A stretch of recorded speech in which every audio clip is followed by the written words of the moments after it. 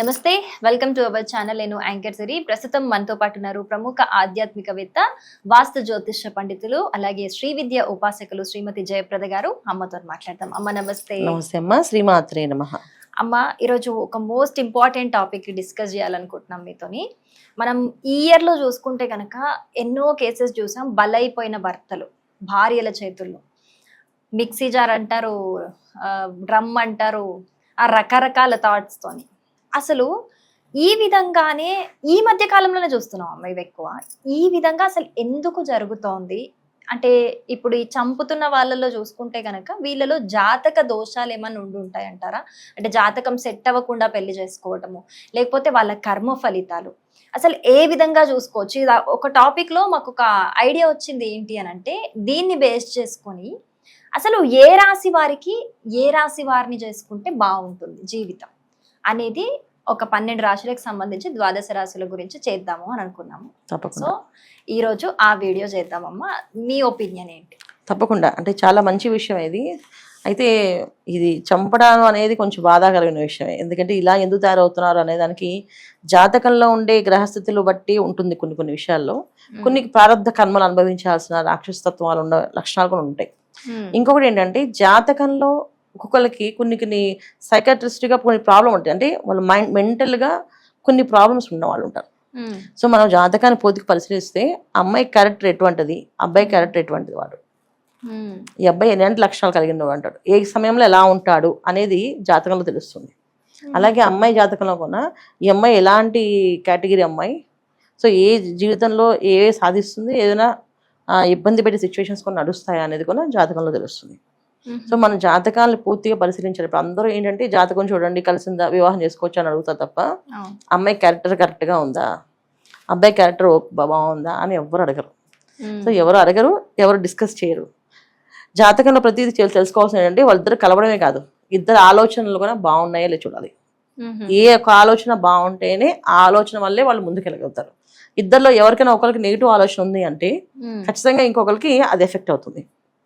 అయితే ఇక్కడ 2 రకాలైన విషయాలు ఉంటాయి. ఇద్దరికి ఆలోచనలు నెగిటివ్ ఉన్నప్పుడు నెగిటివ్ సిచ్యువేషన్స్ ఫేస్ చేయాలని రూల్ ఉండదు. ఒకరు ఆలోచిస్తే ఇంకోళ్ళు ఆలోచిస్తుంటారు.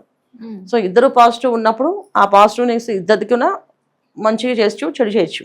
అందుకని నా దారిలో నేను ఉండాలి, నాకు నచ్చట్లేదు ఎందుకు, నేను నా దారిలో నేను ఉంటాను, నీ దారిలో నువ్వు ఉండని చెప్పేసి ఇలా కూడా ఉంటాయి. కానీ చంపేంత గుణం రావాలి అంటే అది ఖచ్చితంగా జాతకంలో దోషాలు ఉన్నట్టు లెక్క, బాగా తీవ్రంగా ఉన్నది ఒకటి. రెండోది కలియుగం. ఈ కలియుగంలో ఏంటంటే ప్రారంధ కర్మలు ఎక్కువగా ఉంటాయి, పాపకర్మ ఎక్కువగా ఉంటుంది. సో పాపం చేయడానికే జన్మ మళ్ళీ తీసుకుంటూ ఉంటారు కొన్ని జన్మలు. ఆ పాపం యొక్క ఫలితం కూడా వీళ్ళకి పనిచేస్తుంది. సో ఇవన్నీ మనం చూసుకోవాల్సింది ఏంటంటే, ఫస్ట్ పెళ్ళవక ముందే అమ్మాయి జాతకం పూర్తిగా అనాలిసిస్ చేసి ఈ అమ్మాయికి ఎలాంటి హస్బెండ్ వస్తే బాగుంటుందని తల్లిదండ్రులు తెలుసుకోవాలి. అలాగే అబ్బాయి జాతకం కూడా పూర్తిగా తెలుసుకొని ఎలాంటి అమ్మాయిని తెచ్చుకోవాలి అనేది వీళ్ళు తెలుసుకుంటే ఆ కొన్ని లక్షణాలను బట్టి మీరు వెతుక్కోవచ్చు. వీళ్ళు ఏం చేస్తారు, కంప్లీట్గా అమ్మాయి నచ్చాక అప్పుడు జాతకాలు చూపిస్తుంటారు.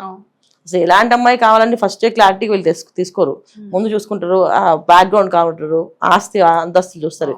ఇవన్నీ కాదు, అబ్బాయికి మంచి గుణం ఉందా లేదా, అబ్బాయికి ఎలాంటి అమ్మాయి కావాలి, అమ్మాయి మంచి గుణవంతురాలా కాదా, ఈ అమ్మాయికి ఎటువంటి అబ్బాయి వస్తాడు అని చెక్ చేసుకుంటే 100% ఈ ప్రాబ్లమ్స్ రాకుండా బయటపడే అవకాశం ఎక్కువ ఉండడమే పెద్ద విషయం ఈ రోజుల్లో. ఖచ్చితంగా కదా.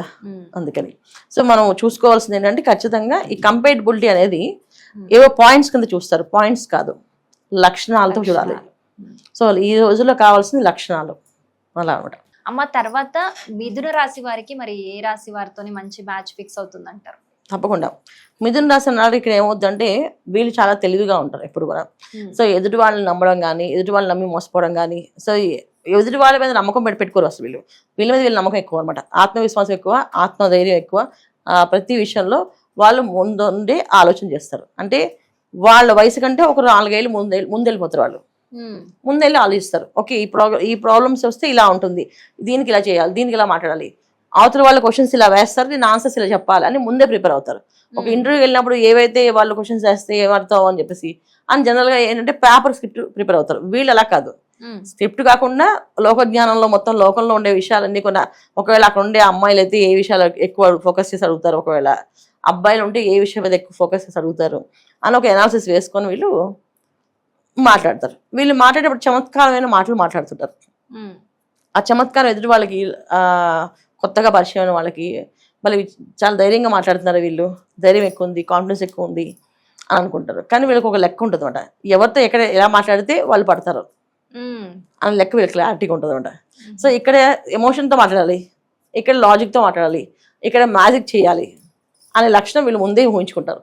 అలా ముందే మైండ్లో ఫిక్స్ అయ్యి వాళ్ళు మాట్లాడతారు.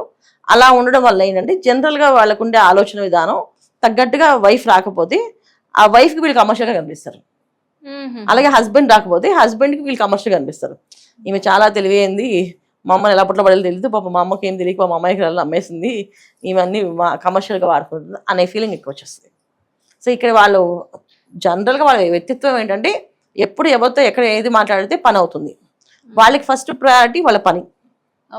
సో పని అవ్వడానికి అది ఎలాగైనా మాట్లాడతారు. అది ఎమోషన్తో మాట్లాడతారు, కమర్షియల్గా మాట్లాడచ్చు, లాజిక్గా మాట్లాడి మ్యాజిక్గా మాట్లాడచ్చు.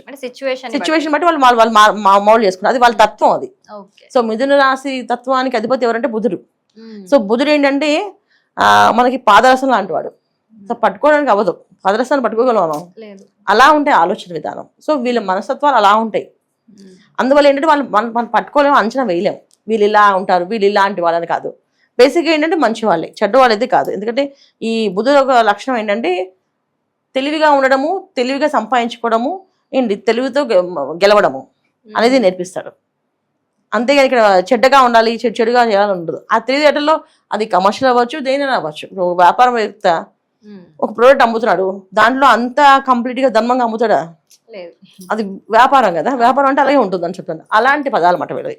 సో వీళ్ళ లక్షణాలు అలా ఉంటాయి. ఇలా ఉన్న వాళ్ళకి కరెక్ట్ అయిన వైఫ్ రాకపోతే, కరెక్ట్ హస్బెండ్ రాకపోతే వీళ్ళు ఇక తక్కువ అంచనా వేసేయడము. ఈ రోజుల్లో అయితే ఏమో చాలా కమర్షియల్, వాడు మంచివాడు కాదు, అమ్మాయి మంచిది కాదు అని లక్షణాలు ఎక్కువ వెళ్ళిపోవడం జరుగుతుంటాయి. సో అందుకని వీళ్ళకి కంపల్సరీగా ఉండవలసింది ఒక ఎమోషన్తో కనెక్ట్ అయిన అమ్మాయి, ఎమోషన్ కనెక్ట్ అయిన అబ్బాయి. సో నువ్వు ఏవైనా చెయ్యి, నువ్వంటే నాకు ఇష్టం, అందుకే నీతో ఉంటున్నా అనే లక్షణం కలిగిన అమ్మాయి అయితేనే వీళ్ళు ఉంటారు. వాళ్ళు లేకపోతే వైఫ్ని కూడా వాళ్ళు అలాగే అంచనా వేస్తారు. సో నేను ప్రాపర్టీస్, ఆస్తి, బంగ్లా అన్ని ఉంటేనే నాతో ఉంటుంది, లేకపోతే ఉండదేమో అని అనుకుంటారు. కానీ ఏమీ లేకపోయినా నేను నీతో ఉంటానని చెప్పే అమ్మాయి కావాలి, ఏమీ లేకపోయినా నేను నీతో తోడుగా ఉంటాను అబ్బాయి కావాలి. అలా చెప్పేవాళ్ళు తులారాశి వాళ్ళు వీళ్ళకి. సో తులారాశి వాళ్ళు చాలా ఎమోషన్గా ఉంటారు, చాలా ప్రేమగా ఉంటారు. సో ఏదైనా first priority husband, first priority wife. నాకు కావాల్సిన ముందు వాళ్ళే, తర్వాత మిగతా వాళ్ళు. తల్లిదండ్రులు, తర్వాత భర్త, తర్వాత వైఫ్. ఇలా ఆలోచన ఉంటారు. అబ్బాయి అయితే అమ్మాయి అయినా ఇద్దరు ఇలా ఆలోచిస్తుంటారు. సో అప్పుడు ఏమవుతుందంటే ఆ ఎమోషన్ వల్ల వీళ్ళు లాక్ అవుతారు. సో నా వైఫ్ నా గురించి ఆలోచిస్తుంది ఎక్కువ, నా ప్రాపర్టీస్ గురించి కాదు అనే లక్షణం ఉంటే వీళ్ళు కనెక్ట్ అవుతారు. అక్కడ వీళ్ళిద్దరు ప్రేమ అనురాగాలు, దాంపత్య జీవితం బాగుంటుంది. అలాగే నా హస్బెండ్ నేనంటే ఇష్టము, నా ప్రాపర్టీస్ కాదు, నేను చేసే ఉద్యోగం కాదు, నేనే ఫస్ట్ ముఖ్యం ఆయనకి, నేను బాగుంటేనే ఆయనకి ఇష్టము అనే లక్షణం కలిగిందనుక అమ్మాయి కూడా హ్యాపీగా ఉంటుంది. సో ఇలాంటి హ్యాపీయెస్ట్ కపుల్, హ్యాపీయెస్ట్ మూమెంట్ కావాలంటే వీళ్ళు ఈ కాంబినేషన్ వాళ్ళు చేసుకోవాలి వివాహం అన్నమాట. మరి ఆల్రెడీ పెళ్ళైపోయి వేరే రాశుల వారిని చేసుకున్న వాళ్ళ పరిస్థితి ఏంటి? సో దీన్ని మనం బ్యాలెన్స్ చేయాలన్న, ఖచ్చితంగా బ్యాలెన్స్ చేసుకోవాలి. ఒక్కొక్కసారి ఒక్కొక్క పర్సన్కి ప్లస్ అండ్ మైనస్లు ఉంటాయి. సో ప్లస్ పాయింట్స్ మీద ఫోకస్ చేయాలి, మైనస్ పాయింట్స్ మీద ఫోకస్ చేయకూడదు. వైఫ్ అంతే, హస్బెండ్ అయినా. ఇప్పుడు ఒక చేతితో చప్పట్లు రావు, రెండు కలిస్తేనే చప్పట్లు వస్తాయి. ఎప్పుడైతే ఒకళ్ళు ప్రారంభం చేస్తే రెండో వాళ్ళు ప్రారంభం చేస్తారు లాస్ట్కి. ఫస్ట్ ఒకళ్ళు ప్రయత్నం చేయాలి. ఇప్పుడు ఆయన ఎందుకు చేయాలని రూల్ లేదు, నేను ఎందుకు చేయాలని రూల్ లేదు. సో చేయాలి, ఎవరో ఒకళ్ళు మొదలు పెట్టాలి. ఎవరో ఒకరు కావాలంటే ఒక దాంపత్య జీవితం మీద నిండుగా హ్యాపీగా ఉండాలి అంటే ఫస్ట్ ప్రయారిటీ ఏంటంటే హస్బెండ్కి ఇష్టమైన థింగ్స్ ఏంటో అవి చేయడం, లేదా వైఫ్ అనుకోండి, వైఫ్ ఇష్టమైన థింగ్స్ ఏంటో హస్బెండ్ చేయడం. ఇందులో ఇప్పుడు ఇద్దరు సమానమే. ఇప్పుడు ఇక్కడ ఒకప్పుడు అయితే హస్బెండ్ నచ్చినవి చేయాలని రూల్ ఉండేవి, ఇవాళ అలా లేదు కదా. అబ్బాయి అమ్మాయి సమానం సంపాదిస్తాను, వైఫ్ నచ్చివి చేయండి. కొన్ని నచ్చిన పాయింట్స్ చేస్తూ ఉంటే అది ఆటోమేటిక్గా లైఫ్ టర్న్ అయిపోతుంది, మారిపోతారు వాళ్ళు కూడా. నాకు నచ్చినవి చేసినప్పుడు నేను ఆయనకి నచ్చిన చేయకుండా తప్ప ఏంటని చెప్పి రియలైజ్ అవుతారు. అలా రియలైజేషన్ చేసుకుంటూ వెళ్ళాలి తప్ప రివెంజ్ పెట్టుకుంటూ వెళ్ళకూడదు. భార్య భర్త మధ్యలో ఉండేది రివెంజ్ ఉండకూడదు, రియలైజేషన్ ఉండాలి. రియలైజేషన్ ఏంటంటే ఇది కమర్షియల్ కాదు, వీళ్ళిద్దరు ఒక జీవితం, ఇద్దరు జీవితాలు ఇంకొక జీవితాలకి ఆధారంగా ఉండేవాళ్ళు అంటే పిల్లలు ఉంటారు, వాళ్ళిద్దరికి వీళ్ళిద్దరు కంపల్సరీ. ఇప్పుడు నీకు హస్బెండ్ అవసరం లేకపోయినా, వైఫ్ అవసరం లేకపోయినా, పిల్లలు మాత్రం మదర్ అండ్ ఫాదర్ ఇద్దరు కావాలి. సో వాళ్ళ కోసమైనా వీళ్ళు కొంచెం చేంజ్ అవ్వాలి, మార్చుకోవాలి లక్షణాలు. మార్చుకుంటూ ముందుకెళ్తే ఇక్కడ హ్యాపీయెస్ట్ కపుల్, హ్యాపీయెస్ట్ ఫ్యామిలీ అవుతారు. సో ప్లస్ పాయింట్స్ అందరికీ ఉంటాయి, మైనస్ పాయింట్స్ అందరికీ ఉంటాయి. సో ప్లస్ పాయింట్స్ మీద ఫోకస్ చేయాలి, మైనస్ పాయింట్స్ని వదిలేయాలి. ఎందుకంటే దానికోసం లైఫ్ని పాటు చేసుకోకూడదు. అవి జస్ట్ పాయింట్స్ అని లోపాలదండి, దాన్ని తీసి పక్కన పడేయడే అంతే. ఓకే, చాలా బాగా చెప్పారమ్మా.